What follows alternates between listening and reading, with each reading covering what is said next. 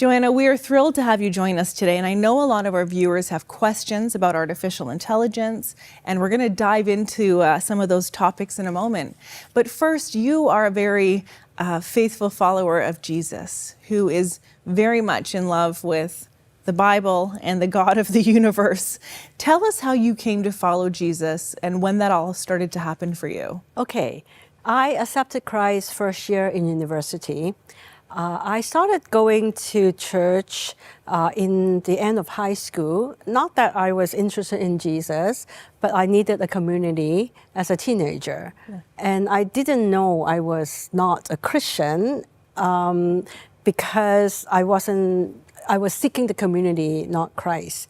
And one particular meeting, when everybody share about their week with Christ, when it came to me, I was the only one that did not share anything in the event. Then I felt caught red-handed, that I realized I didn't know the Christ that they talked about. So I have a decision to make. I either ditch that group, never go back because now that I'm exposed, or I ask God. So in a very strange way, that was the very first prayer. I cry out to God that if you were real, reveal yourself to me in a way that I could not deny it was you. And that was the first prayer to the God who spoke the universe into being. And even just thinking back now, it thrills me. So then I went to university. I aspired to be a psychologist, but because I was already a new Christian at the time, when it's time to declare major, second year on, I just fill in the form, psychologist, no-brainer. But then with unexplainable disturb of peace, I couldn't sleep, I couldn't eat. And there was no other explanation. There was no one stopping me, not even my parent. I knew enough as a new Christian that it was from the Lord. So I was really mad. I was like, I have no plan B. So I was kicking and screaming, and I asked him, what do you want me to do? Silence. And then I realized that he wanted total surrender. So I told him that I was willing to surrender my entire career to you, but how do I finish filling up the form? Because I literally didn't know what else to put in. And then the Lord opened up my eyes, the Holy Spirit opened up my eyes, and he said that, well, you know those optional courses, the computer science course, you just whip through the assignment, whip through the quiz, you got very high mark. Did you not know that the other classmate of yours struggling and still not doing as well? And I go, oh, never thought about that, because I was just trying to get rid of all the irrelevant to my major and focus on my psychology. And that was the first time the Lord opened my eyes up to let me see how he wired me. Then when I filled in the major as computer science, there was this supernatural peace from head to toe that was really supernatural. So that was how I got into the field. And then once I graduate, I literally would take any job that hired me because I was so in need of money. But then it's the technology company that hired me. And at the time, there was this project of compiler that need some not so expensive headcount, and I was a new hire, I wasn't expensive. So I got into this very complex project, working with very industry acclaimed seniors, and I didn't know that it was a challenge. All I focused on was survive probation, but that gave me a very solid grounding on system design, architecture, and dive deep into computer science foundation that have me landed on a very good soil to grow as a technologist and inventor. Oh, Joanna, it's amazing. You know, you said early in your faith walk, you asked God to reveal himself to you. Was there a decisive moment when he did, or was that in your daily experience in university? It's in the daily experience. So I grew up in a very sheltered environment. From junior kindergarten all the way to high school, it was like in a girls' school. So when I was parachuted to the dorm, it was cultural shock. And he was my only one I could go to. and the instant ask of him and the coincidental provision that even if you calculate the probability, it couldn't be explained. And it's not one thing, it's one thing after another, from big and small, from finding my way to registering classes to, how to finish the assignment. Like, it was just too many that probabilistically it's impossible that the help would be so timely and so many. And then it got to a point that I realized that, I was just using him for my benefit. I haven't given him my life. So at the end of first year, when there was a big Christian conference, the Holy Spirit said, it's time. So I gave myself to him, realizing that, what he's done, how undeserving I was, and that I said, you have my life now. And that was the biggest decision I ever made that totally changed the trajectory of my life. It's really interesting because you applied even scientific sort of deductioning and reasoning to your faith. You said all these things can't be happening unless there is a God of the universe walking with me. And I love how your experience of meeting Jesus and choosing to follow him, it's less of a road to Damascus experience and it's more of a daily discipleship walk, like Matthew the disciple, and you're slowly, and then you see what God can do.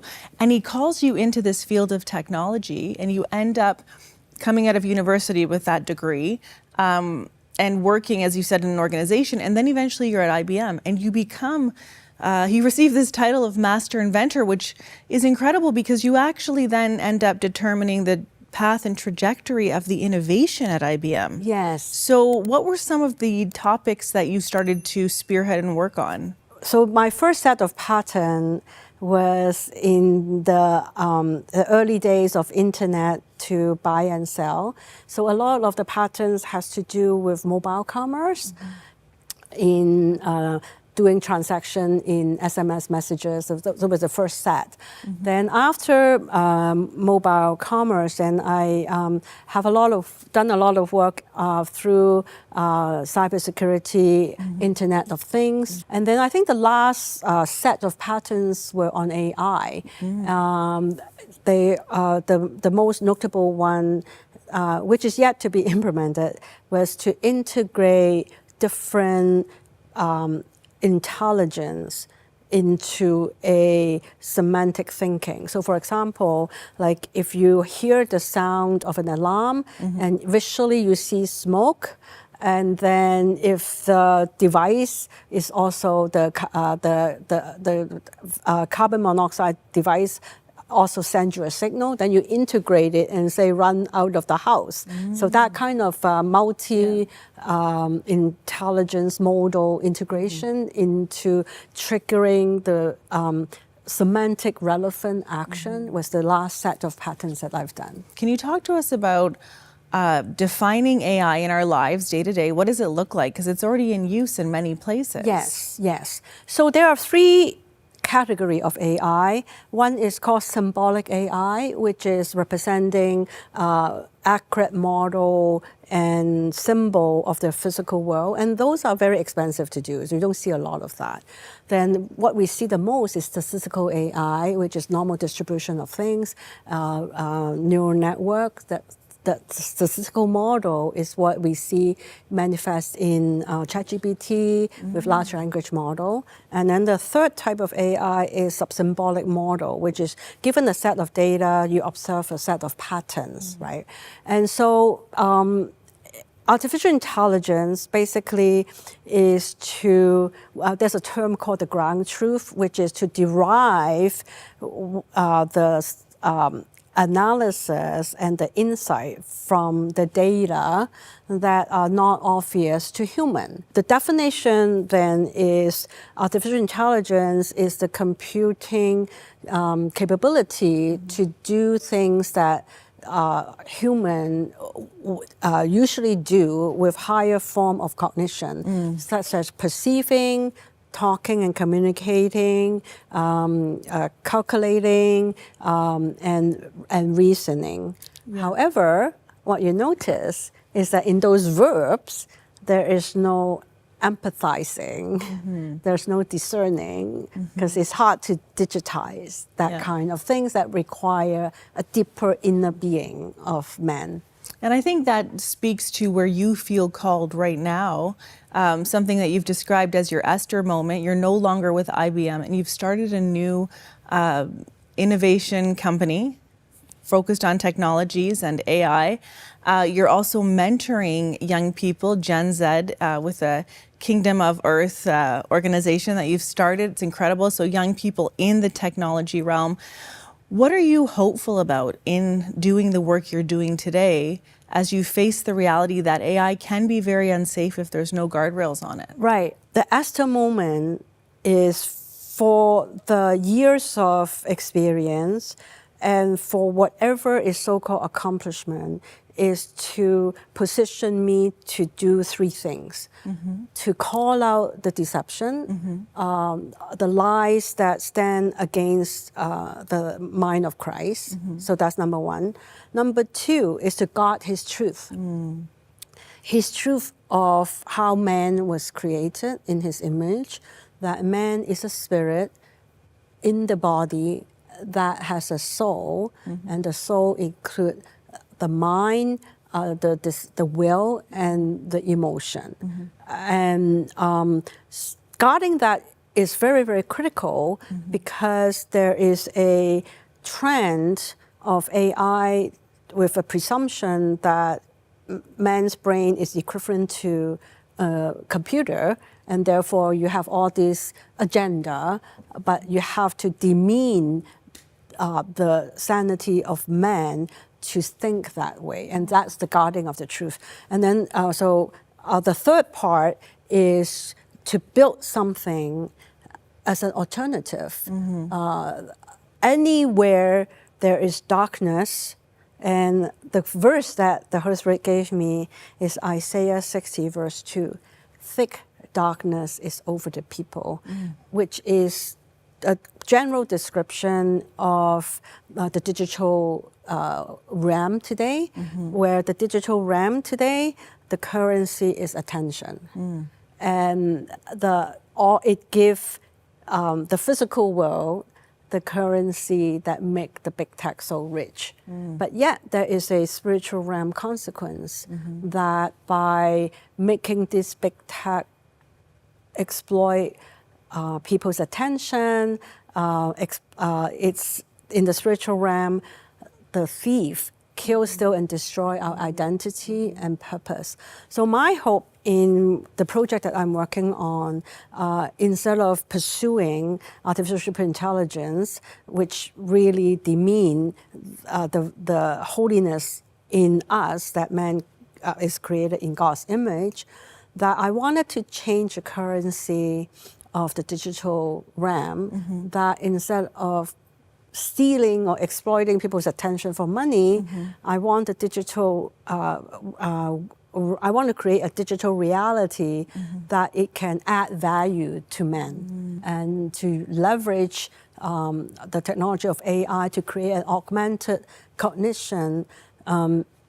So that man can be a better person by leveraging what AI is good at, and using AI as a tool to make ourselves a better person. So my big cup of tea today is personal AI web for a better you, as a slogan for cognitive augmented cognition. So just quickly for our viewers, what does a positive and a negative use of AI look like? And even consider artificial superintelligence. So what is the positive use of it for a human being, and what's a negative use of those Okay, so I'll tools? speak with the negative.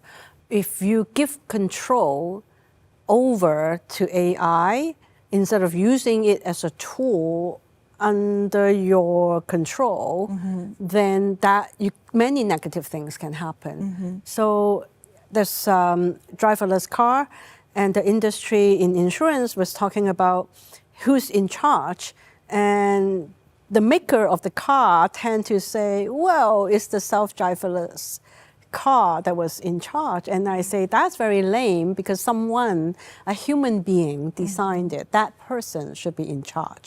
If we sell ourselves short as men, then we become our worst enemy to let computer tell us what to do because we get lazy and we abdicate. However, there's a lot of opportunity to do good using AI, from climate change to personal health care. So I remember,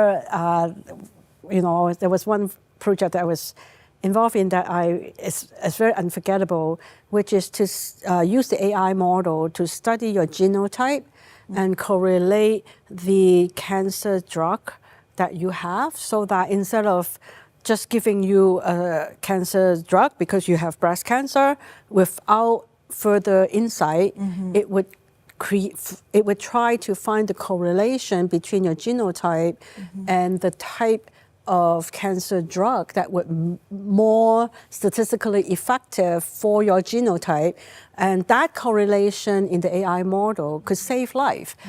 But there's a lot more to be done. But the limit of AI is that correlation doesn't explain anything. It doesn't explain the causation. So still, a lot of the medical research still rely on human to figure out that causation, while AI would give us that correlation. Joanna, you've written, this is 2 of your books, but Being Christian 2.0, Debugging Discipleship, and a lot of your framework here and your ideas you want to share with other people in technology, you want to share with the world. You are seeking to disciple those around you to understand these realities with AI, how we can use technology for God's glory. And I'm really thankful that you are putting your heart and your energy and your experience into this critical topic that is so important for the world today. Joanna, thank you so much for being with us today. Thank you, my honor.